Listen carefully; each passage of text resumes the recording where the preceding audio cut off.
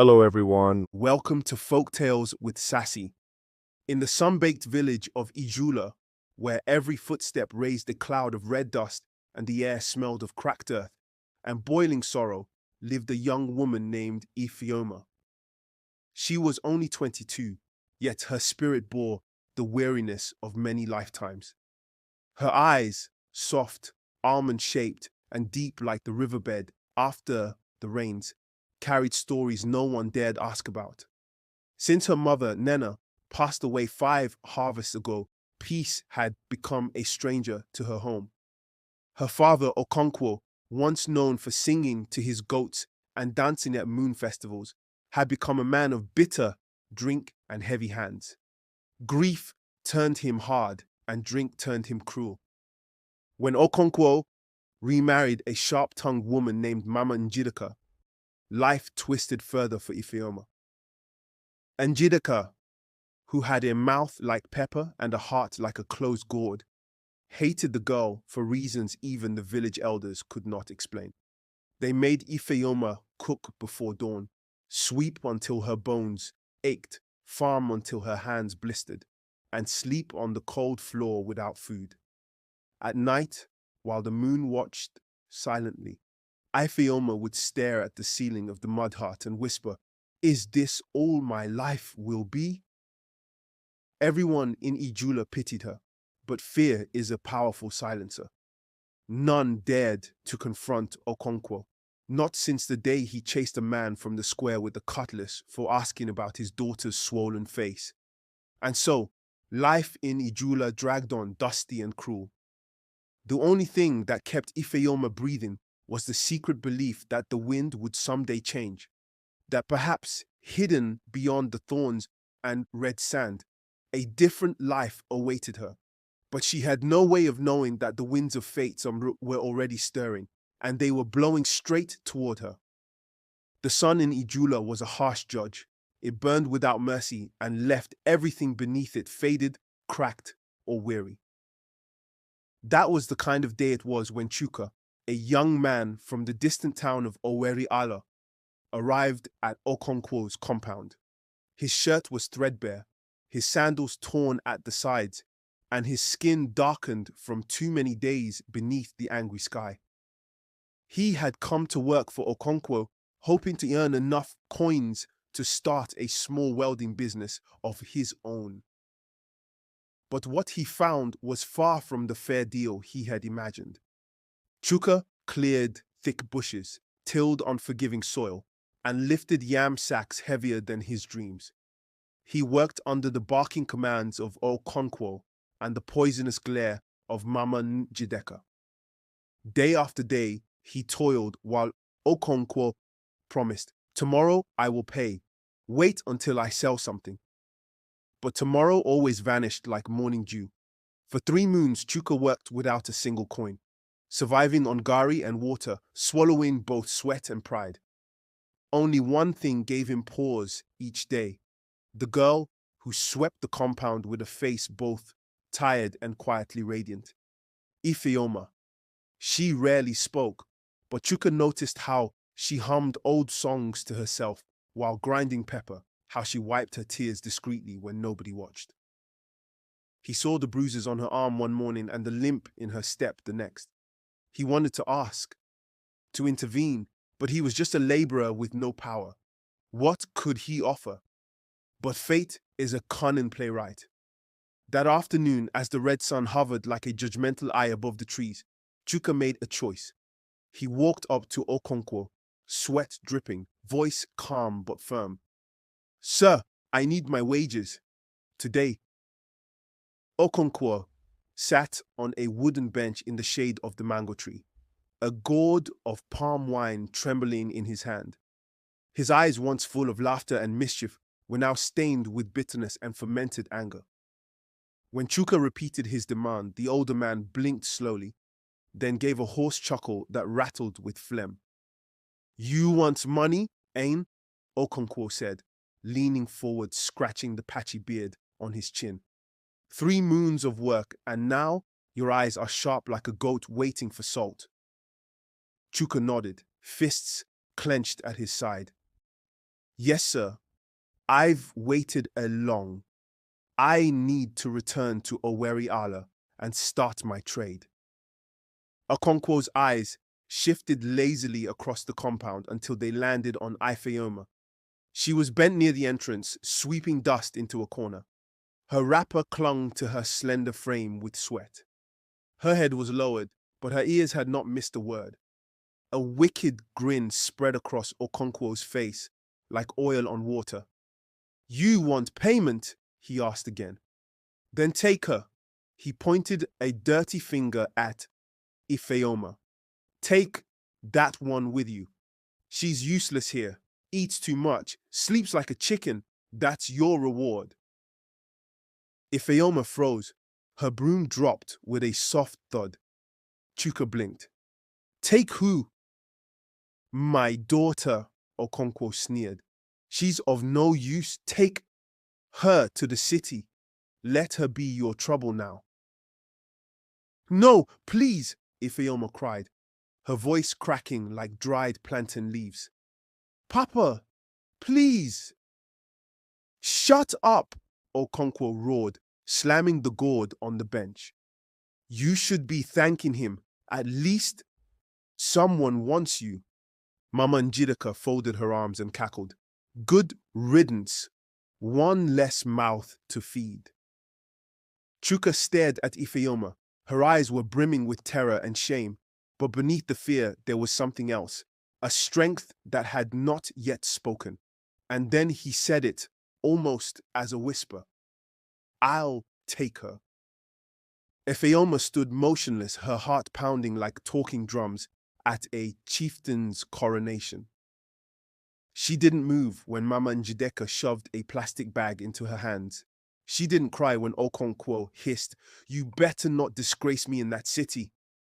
But when her little half-brother, Obinna, peeked from behind the mud wall, tears streaking his dusty cheeks, and waved his tiny hand, Ifeoma's chest cracked open like dry earth. She turned slowly barefoot, clutching the bag filled with 2 wrappers, a cracked comb and her mother's faded scarf. No one prayed for her. No one hugged her. Even the hen stopped clucking as though sensing the shame that had just unfolded. Chuka reached for her bag, but she held it tight. Some things, no matter how small, had to be carried alone. The journey to the city was long and bone-shaking. The old bus rattled over potholes and swayed like a calabash on river waves. Ifeoma sat by the window staring at unfamiliar trees and distant hills, her thoughts drifting like smoke from a market fire. She had left the only home she knew, not out of courage, but because she had been cast away like refuse. Chuka sat beside her, silent for most of the journey. Every so often, he would glance at her, then look away quickly. He had seen pain before, on the faces of orphans in war-torn towns, on widows in the refugee camps. But the pain on Ifeoma's face was quiet, ancient and dignified. At sunset, they arrived in Uman's city. The streets buzzed with energy, the air thick with exhaust fumes, and vendors shouted above honking taxis. Ifeoma clutched her bag and followed Chuka into a side street, away from the chaos. She didn't know where she was going, but for the first time in years, she felt something unexpected hope. The tricycle that carried them from the bus park sputtered through narrow lanes lined with mango trees and rusted zinc fences. They passed noisy compounds, small stalls selling roasted maize and children playing with tires. But then the road turned quiet. Chuka tapped the rider to stop in front of a tall black gate framed by hibiscus flowers. Here we are, he said softly.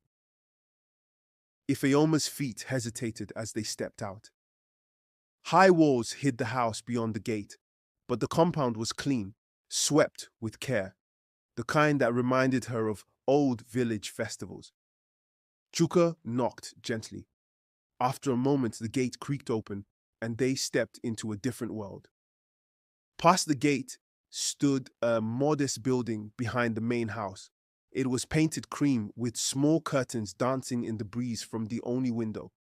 "This is where I live," Chuka said, smiling as he led her into the one-bedroom space.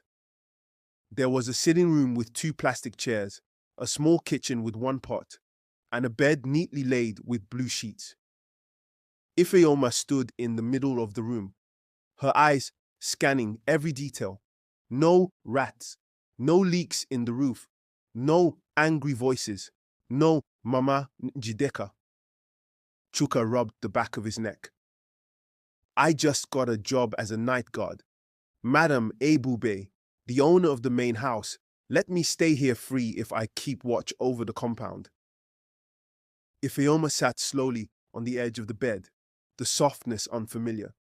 She looked around and whispered, "This place, it feels like rest."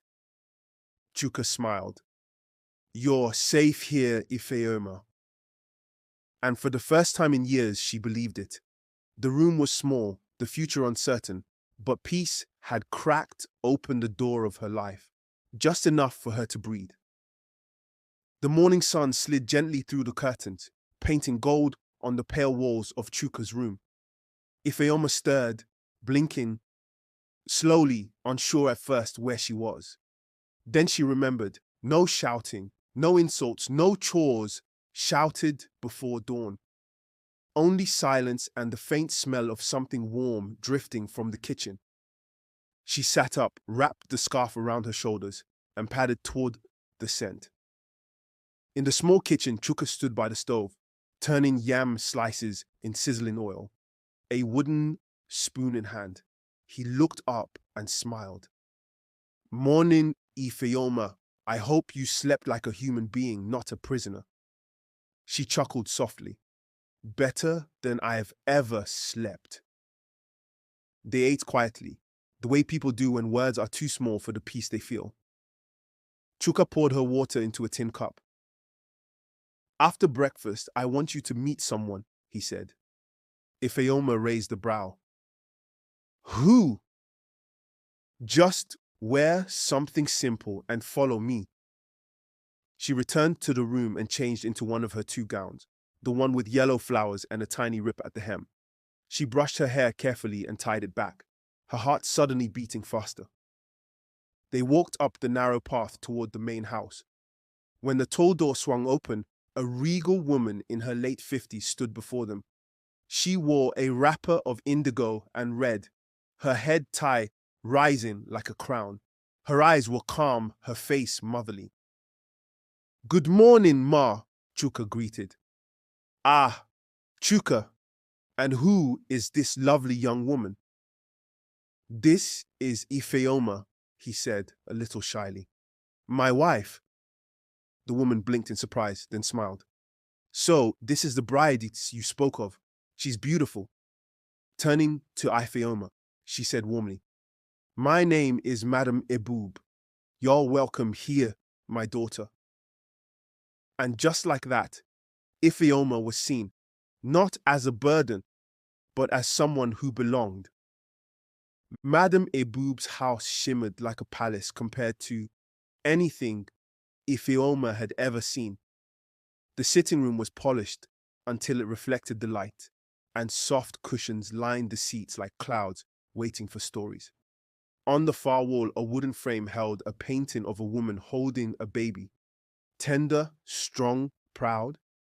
Ifeoma could not stop staring. "You like it?" Madam Ebube asked. Ifeoma nodded. "Very much, Ma. It looks peaceful." The older woman smiled. "That's my late sister. She raised me, a woman of great strength like I sense in you." She touched Ifeoma's shoulder gently.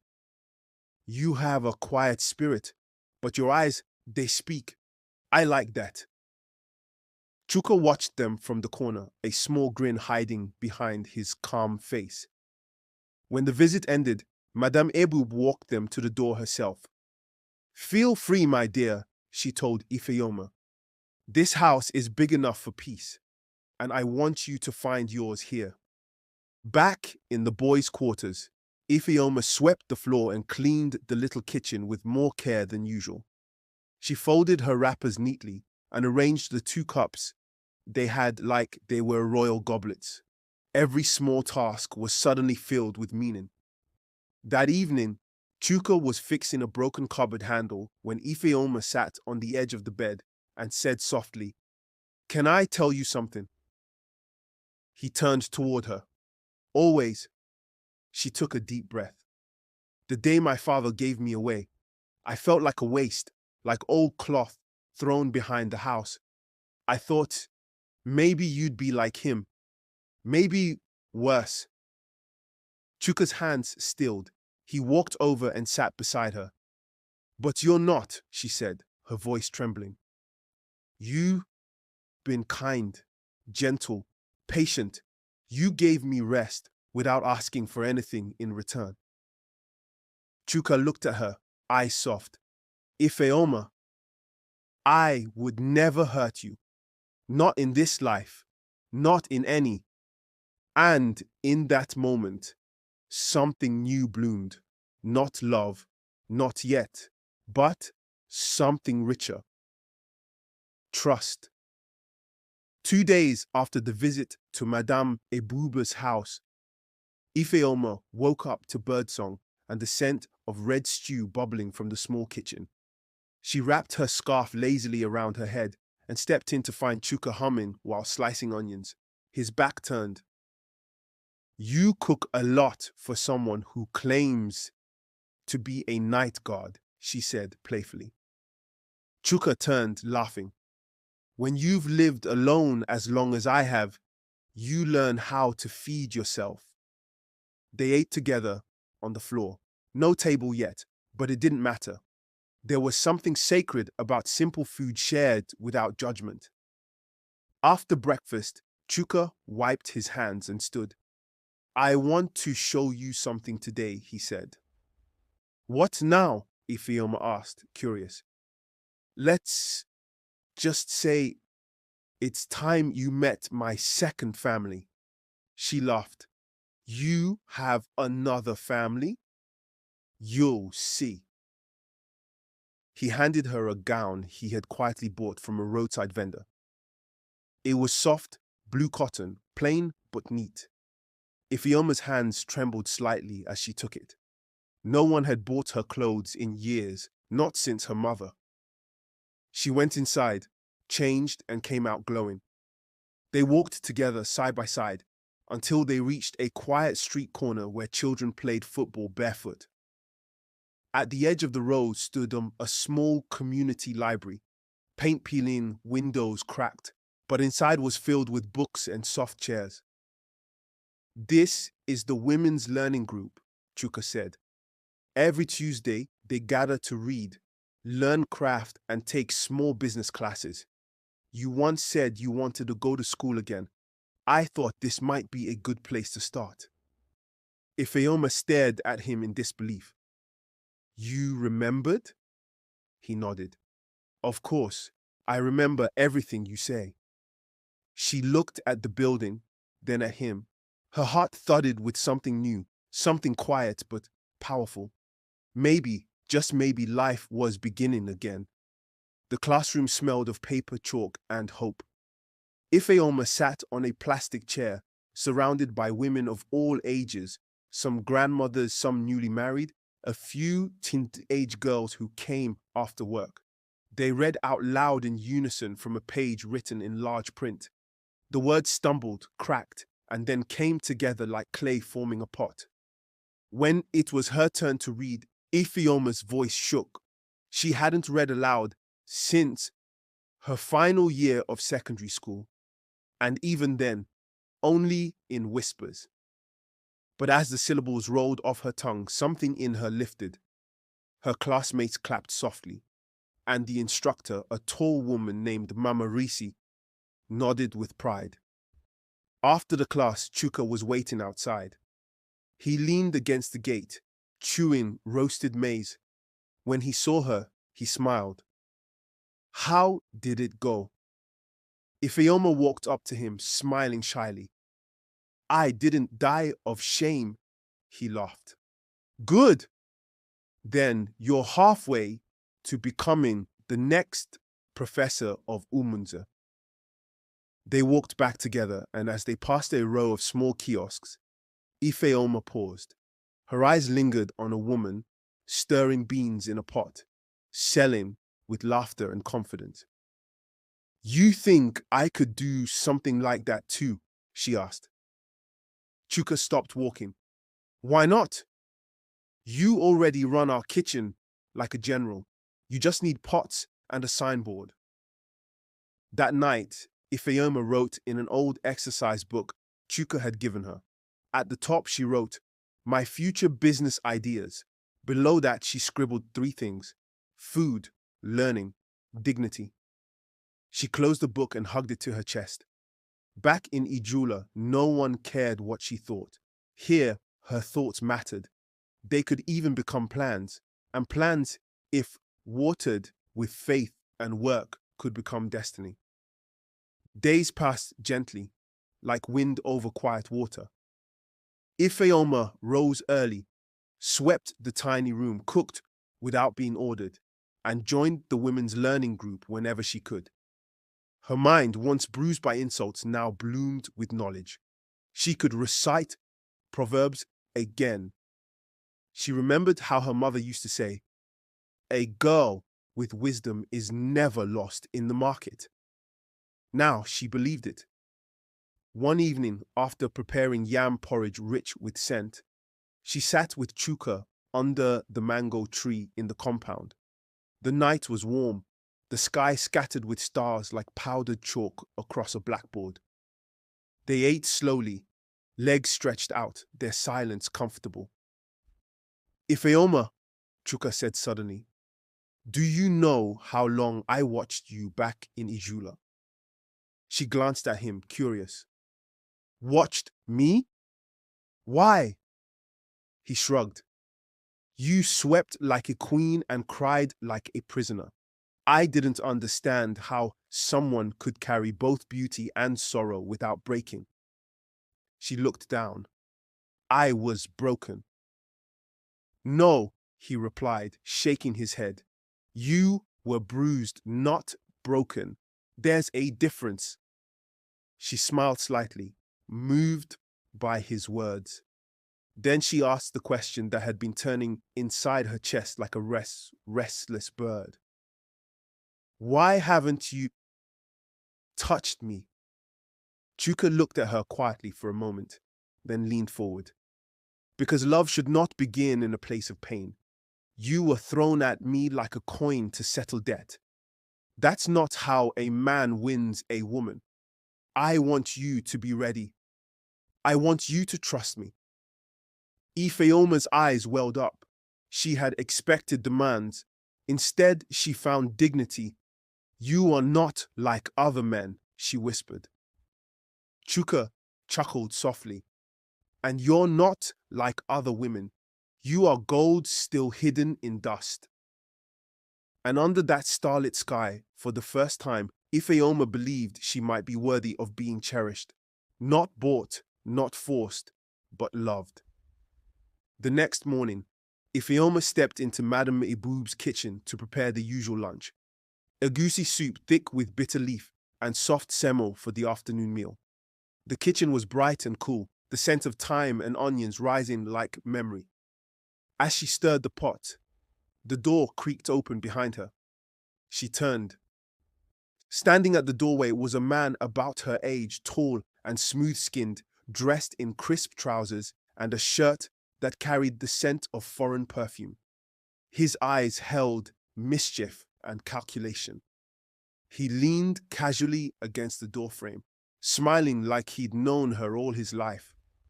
"Damn," he said, scanning her from head to toe. "So you're the famous Ifeoma." She blinked. "Good morning, sir." "Ah, no need for sir. Just call me Obiora," he said, strolling in.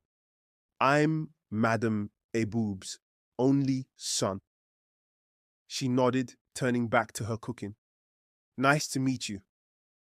Obiora sniffed the pot and leaned closer than needed. I must say, my mother wasn't exaggerating. You're stunning, and this stew smells like paradise. Ifeoma gave a tight smile and moved the pot away.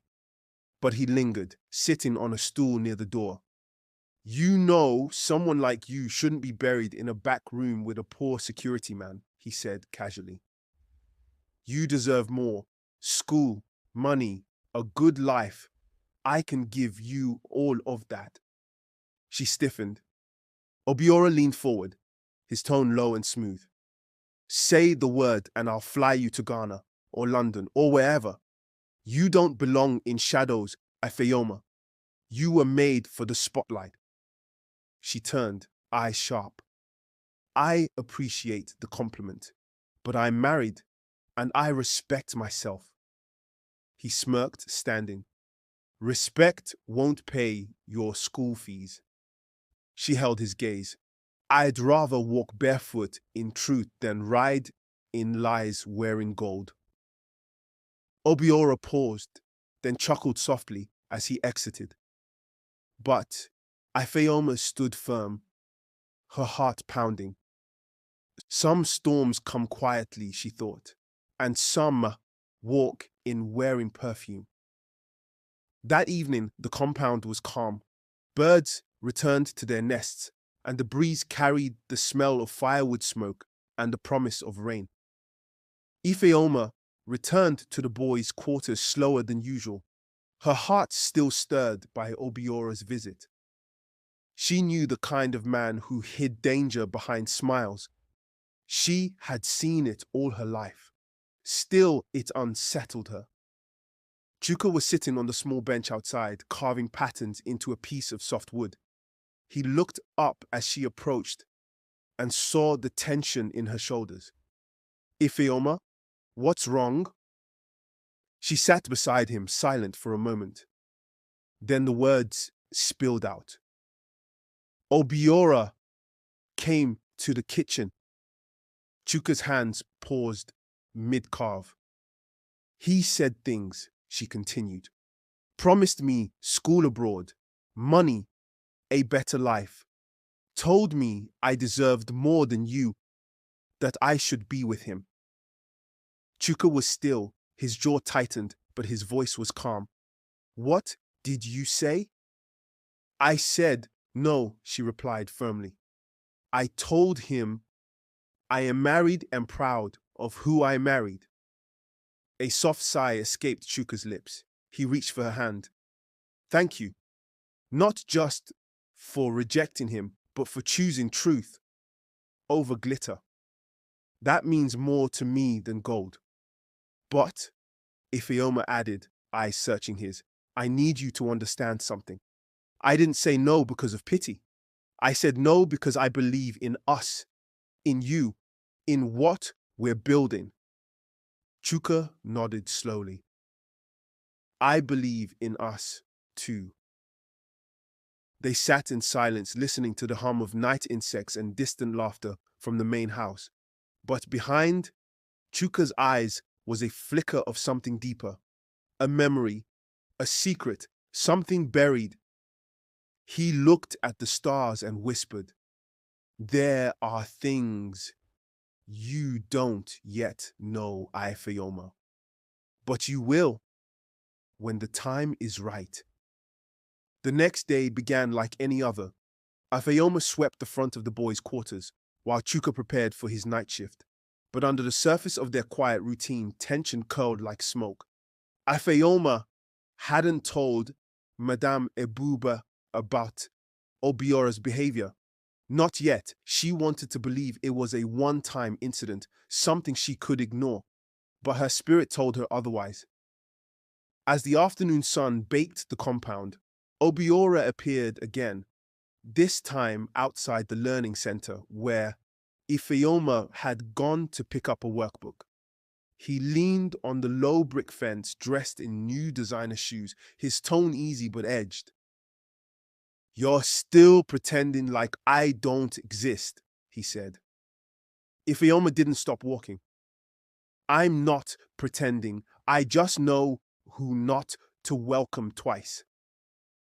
Obiora stepped into her path. Do you really think this is about love? This world doesn't run on fairy tales, Ifeoma. It runs on power. I'm offering you a real life, not fantasies built on night duty wages. She moved past him without a word. But that evening, as she sat in the kitchen, tears threatened to rise. Not because she was tempted, but because she was angry. Angry that peace was always so hard to protect. Angry that women like her had to fight just to be left alone. She decided. The next morning, she climbed the steps of the main house and knocked on Madame Eboub's door. "Come in," the woman called, seated by the window with a cup of tea. Ifeoma entered, her voice steady. "Ma, please, I came to talk. It's about your son." Madame Ebouba raised an eyebrow. Ifeoma told her everything. Obiora's words, his promises, his disrespect.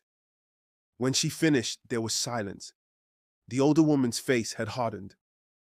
"You're saying my son tried to buy you?" she asked slowly. "Yes, Ma. And if this continues, I will leave this house. I will not be disrespected." Madame Eboub looked into her eyes for a long moment, then said, "You are braver than I thought." The air in Madame Eboub's sitting room thickened. A clock ticked loudly on the wall. Outside, the birds chirped, oblivious to the storm brewing indoors. Madame Eboub stared into her teacup, silent, her face unreadable. Ifeoma stood by the door, fists clenched in her wrapper, ready for rejection, or worse. Finally, the older woman set her cup down and folded her arms. "Ifeoma," she began, "you're a wise girl, but wisdom can make you proud. Sometimes pride is costly." Ifeoma tilted her head slightly, unsure how to respond. Madame Ebouba continued, her tone slower now. "Obiora is foolish, yes, but he sees your strength, and strength attracts desire. Perhaps he sees in you what others ignore. Maybe you should consider what he's offering." The words hit Ifeoma like cold water. Her throat tightened. "Ma," she said slowly, "I didn't come here to be a kept woman. I came here because my husband gave me dignity when no one else did, including my own family. I will not betray him, not even for the world." Madame Eboube exhaled deeply. "You'd really choose a poor night guard over my son?" "I choose peace," Ifeoma said firmly. "Even if it lives in a one-room hut with cracked tiles." There was a long pause. Then Madame Eboube's lips curved into a strange smile. "You are your mother's child, wherever she may be. I once knew a woman like you. She too stood before wealth and chose a path lined with thorns. That woman became great." Ifeoma blinked, surprised. The older woman stood and walked closer. "You may leave, child. I have heard your truth. Whether or not my son listens, well, that's his test." As Ifeoma walked out, her heart pounding, she realized something. She had drawn a line, not just between herself and Obiora, but between who she used to be and who she was becoming.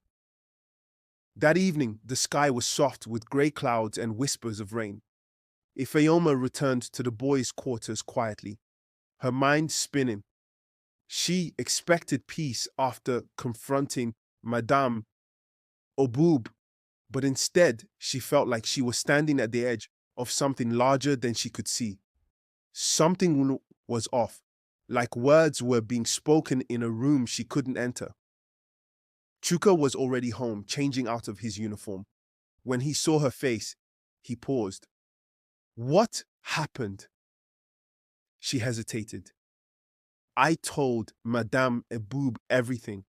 About Obiora, his offers, his threats." Chuka's eyes widened. "You did what?" I had to, she replied. I won't stay silent while he stalks me like prey. If we have to leave this place, then we leave. Chuka sat slowly on the bed, silent, his fingers laced together. You were brave, he said. But now there's something I must tell you. Ifeoma froze. Chuka looked at her with eyes that had seen too much. Obiora is not just Madam Ebuba's son. He is also my brother. She blinked. Your brother? Yes, he nodded slowly. And Madam Ebub, she's not just my boss. She's my mother. Ifeoma took a step back. Her voice dropped to a whisper. You lied to me? I didn't lie, he said quickly. I hid it. When I first came to Ijula, I wanted to start over. I had been disappointed so many times, women who smiled for my money but didn't see me. So I left it all, shaved my pride, and worked like a common man. I needed to find someone who would love me without knowing my name. Ifeoma's heart twisted. And me? Was I just your test? No, he said, rising. You were the answer I didn't know I was seeking. Tears burned her eyes. She turned away. You should have told me. I know, he whispered. But now you know everything. And I'm still the man who wants to build a life with you. No titles, no wealth, just us.